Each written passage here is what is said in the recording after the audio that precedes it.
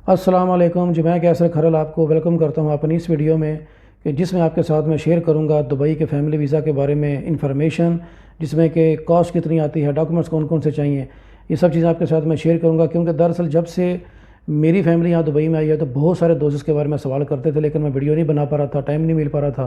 तो आज जनाब टाइम निकाला है, इसके बारे में इंशाल्लाह बात करेंगे। लेकिन कॉस्ट कितनी आती है, डॉक्यूमेंट्स कौन कौन से चाहिए, ये सब तो डिस्कस करेंगे। लेकिन उससे पहले मैं आपके साथ कुछ बहुत ज़रूरी बातें शेयर करना चाहता हूँ, जो कि मेरा ख्याल है कि उन चीज़ों से ज़्यादा ज़रूरी हैं और पहले वो शेयर करनी चाहिए। दरअसल क्योंकि जो दुबई है ये बहुत ही महंगी जगह है, और ठीक है बाकी जो स्टेट्स हैं वो इतनी महंगी नहीं है, वहाँ पे कुछ बेहतरी हालात हैं, लेकिन वो सस्ती होकर भी बहुत महंगी हैं। तो दुबई में रहना क्योंकि बहुत ही महंगा, बहुत ही कॉस्टली है, इसलिए ये बातें आपके साथ शेयर करना बहुत ज़रूरी है और आपको इसका पता होना चाहिए। वैसे ज़्यादा लोगों को पता ही है, लेकिन फिर भी ये ज़रूरी समझता हूँ मैं। देखिए, अगर आप दुबई में अपनी फैमिली को यहाँ बुलाना चाहते हैं तो उसके लिए एक माहौल चाहिए, आपकी एक ख़ास हद तक आमदन होनी चाहिए। वैसे भी दुबई का कानून जो है वो भी यही कहता है कि अगर आप दुबई में अपनी फैमिली को बुलाना चाहते हैं तो आपकी जो आमदन है, आपकी जो सैलरी है, वो कम से कम 4 से 5 हज़ार दरहम होनी चाहिए। वो आपके वीज़े के अंदर मेंशन होनी चाहिए। हालांकि कुछ लोग ऐसे भी हैं जो कि इतने पैसे वैसे ही कमाते हैं, हालांकि उनके वीज़े के अंदर ये चीज़ नहीं होती, लेकिन वो इतने पैसे कमा लेते हैं, बल्कि इससे ज़्यादा भी कमाते हैं। तो सब के लिए जो हालात हैं वो मुख्तलिफ होते हैं। तो इसलिए बेहतर ये है कि आप अपनी फैमिली को उसी सूरत में बुलाने का सोचें कि अगर आपके पास आप इतनी आमदन आपकी है, आप इतने पैसे कमाते हैं, 4-5 हज़ार दरहम या से ज़्यादा आप कमाते हैं, तो ही आप अपनी फैमिली को यहाँ बुलाने का सोचें। अगर नहीं भी है तो उसमें परेशानी की ज़रूरत नहीं, उसका भी हल है। उसका हल ये है कि आप ये तय करें, आप ये फ़ैसला करें कि मैंने आने वाले वक्त में 6 महीने बाद, 1 साल के बाद या 2 साल तक मैंने अपने आप को इस काबिल बनाना है कि मैं भी अपनी फैमिली को यहाँ बुला सकूँ, या कम से कम अपनी इतनी आमदन बना के इतना अपने पास माल मरीदा जमा कर लूँ कि मैं अपनी फैमिली के पास जाके रह सकूँ, वहाँ पे जाके ऐसा कुछ काम कर सकूँ, वहाँ पे रह सकूँ। तो ये बहुत ज़रूरी है कि आपकी आमदन इतनी हो, उसके बाद ही आप इसके ऊपर काम शुरू करें। तो ये बात जनाब बहुत ज़रूरी थी, मैंने सोचा आपको बता दूँ। जैसे कि भी ठीक है, मैं ये यहाँ पे जो रहायश है, जो अपार्टमेंट जहाँ पे रह रहा हूँ मैं, इसके बारे में यहाँ पे जितने भी दूसरी डिटेल्स है यहाँ पे रहायश के बारे में, वो आपके साथ मैं किसी वीडियो में डिटेल से शेयर करूँगा। लेकिन आज मैं आपको बता दूँ कि मैं यहाँ पे शारजा में रह रहा हूँ, हालांकि वीज़े हमारे दुबई के हैं, और यहाँ पे बहुत बड़ी तादाद ऐसे लोगों की है कि जिनके वीज़े दुबई के होते हैं लेकर रहते हैं वो शारजा में। इसलिए यहाँ पे सुबह जाने के टाइम पे और आने के टाइम पे इतनी ट्रैफिक होती है शारजा के रास्ते में। शारजा दुबई से बहुत सस्ता है, इसके बावजूद मैं जो यहाँ अपनी फैमिली के साथ ज़िंदगी गुजार रहा हूँ, अगर सादगी में ज़िंदगी जो गुजारा मैं उसको आपको बताऊँ, तो जो कम से कम खर्चा है, कोई ट्रैवलिंग नहीं कर रहे, कोई फालतू एक्टिविटी नहीं, किसी किस्म के सैर सपाटे कुछ भी नहीं हो रहे। सिर्फ शुरू में एक बार दुबई गए थे, दुबई इनको दिखाया था, बाकी शारजा में आना जाना कहीं ना कहीं रहता है, लेकिन वो इतना महंगा नहीं है, वो सस्ता ही है। मोस्टली शारजा इतना बड़ा सिटी है नहीं, तो हमें पैदल चलना अच्छा लगता है, तो अक्सर हम वॉक करके ही कहीं ना कहीं चले जाते हैं, या वैसे भी खर्चा ज़रा कम आता है।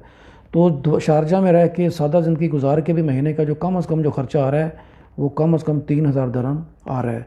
तो आप देख लें फैमिली के साइज़ के हिसाब से कि कितना खर्चा आना है। इससे ज़्यादा भी आ सकता है, इससे कम भी आ सकता है, लेकिन 3 हज़ार दरहम तो मैक्सिमम आएगा ही आएगा।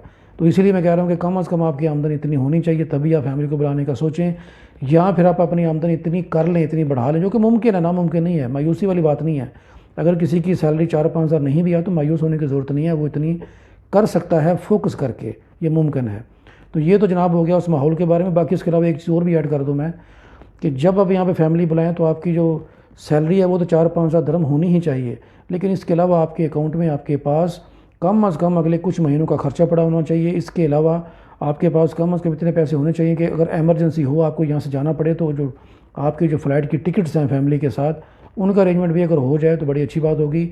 मेरा ख्याल है कि सेफ़ ऐसा ही होगा अगर करना, अगर आप ये सब चीज़ें करते हैं कि कुछ महीनों का खर्चा भी हो और एमरजेंसी जाने के लिए जो एयर टिकट्स हैं वो उसके पैसे भी आपके पास कम से कम होने चाहिए, तभी आपको फैमिली को बुलाएं, वरना काफ़ी सारी परेशानियां हो सकती हैं। अच्छा जी, ये तो बात होगी उस माहौल के बारे में जो कि आपने फैमिली को यहाँ बुलाने से पहले यहाँ पे बनाना है। जब वो बन जाए उसके बाद अब आ जाएँ वीज़ा, फैमिली के वीज़ा के बारे में। और उसमें सबसे पहली चीज़ वो है डॉक्यूमेंट्स। तो सबसे पहले नंबर पे तो जिसने यहाँ पे फैमिली को बुलाना है उसकी फ़ाइल ओपन होगी, और उसकी फ़ीस जो है वो 250 दरहम से लेके 500-600 दरहम तक होती है। उसकी वजह ये है कि जो सरकारी फ़ीस है वो तो गालिबन 250 दरहम के आसपास है। अच्छा, ये बता दूँ मैं आपको, जितनी मैं आपको कीमतें बताऊँगा भी यहाँ पे, जितना खर्चा बताऊँगा वो कम ज़्यादा हो सकता है, क्योंकि ये सरकारी फ़ीसें भी कम ज़्यादा होती रहती हैं। इसके अलावा डिपेंड करता है कि आप वीज़ा ले किस तरह से रहे हैं। मिसाल के तौर पे एक बंदे के सारे डॉक्यूमेंट्स या पूरी रिक्वायरमेंट सारी की पूरी है, उसकी सैलरी भी अच्छी है, बाकी सब कुछ भी ओके है, उसके सारे डॉक्यूमेंट्स पूरे हैं, तो उसका ख़र्चा कम आएगा। लेकिन अगर किसी की वीज़ा के अंदर सैलरी 4000 दिरहम नहीं है लेकिन वो कमाता ज़्यादा है और फैमिली को यहाँ बुलाना चाह रहा है तो उसका ख़र्चा ज़्यादा आएगा, क्योंकि उसके लिए जुगाड़ करना पड़ेगा और जुगाड़ करने के लिए किसी एजेंट को हायर करना पड़ेगा। तो यहाँ पे जो एजेंट हैं वो डेफिनेटली वो अपना इसमें प्रॉफिट्स के अंदर रखेंगे। तो जो मैं आपको फ़ीस बताऊँगा वो ऐसा नहीं है कोई इतनी ही होगी, उसमें अगर आप किसी एजेंट के थ्रू काम करवा रहे हैं तो पैसे उसके आपका ज़्यादा खर्च आएगा। अच्छा, ये सबसे पहले नंबर पे जो बंदा यहाँ पे फिर फैमिली को बुला रहा है उसकी फ़ाइल ओपन होगी, उसका खर्चा 250 दिरहम सरकारी फ़ीस बताई जाती है। लेकिन अगर एजेंट के थ्रू आप करवाएंगे वो 500, 600, 550, 450 जहाँ भी आपकी बात हो जाए उतने लेगा। तो उसके लिए जो डॉक्यूमेंट्स चाहिए उसके अंदर आता है आपका ओरिजिनल पासपोर्ट, आपका ID कार्ड और वीज़ा वाला तो पासपोर्ट के अंदर ही होगा। तो ये डॉक्यूमेंट्स चाहिए तो आपकी फ़ाइल ओपन हो जाएगी। अच्छा जी, उसके बाद जिसको आपने बुलाना है, अगर आपने अपनी वाइफ को बुलाना है तो उसके लिए उनका ओरिजिनल पासपोर्ट, ID कार्ड और मैरिज सर्टिफिकेट अटेस्टेड ये आपको चाहिए। इसके अलावा अगर आपने बच्चों को बुलाना है तो उनके भी birth certificate, passport, ID card, birth certificate attested चाहिए। लेकिन अगर एजेंट के थ्रू आप ये काम करवाएंगे तो जो डॉक्यूमेंट्स अटेस्टेड चाहिए वो शायद आपको ज़रूरत ना पड़े, वही करा देंगे। और इसके अलावा वाइट बैकग्राउंड की पासपोर्ट साइज़ फ़ोटोज़ चाहिए। अच्छा, ये जब हो जाए तो सबसे पहले नंबर पे निकले आप, सबसे पहले आपको मिलेगा एंट्री परमिट। जिसको भी आपने बुलाना है, जितने भी लोग हैं उनका एंट्री परमिट आपको मिलेगा। उसकी फ़ीस तकरीबन 450 से 500 तक आप समझ लें। वही चीज़ है कि आप किस तरीके से काम करवा रहे हैं, एजेंट के थ्रू करवा रहे हैं कि खुद करवा रहे हैं। सरकारी फ़ीस उसकी शायद 450, 470 इतनी फ़ीस है, लेकिन एजेंट जो आपने उसमें प्रॉफिट रखेगा। तो उसमें ये होगा कि एंट्री परमिट आपको मिल जाएंगे और आपके जो लोग पाकिस्तान से यहाँ पे आना चाहते हैं वो यहाँ पे आ जाएंगे।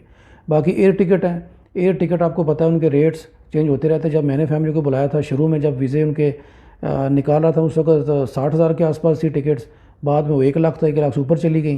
तो वो आपको पता है उसका खर्चा जो है, इसके छोटे मोटे खर्चे और भी होते हैं साथ में, वो सब जानती हैं कि वो चेंज होता रहता है उसकी जो कीमत उनकी होती है।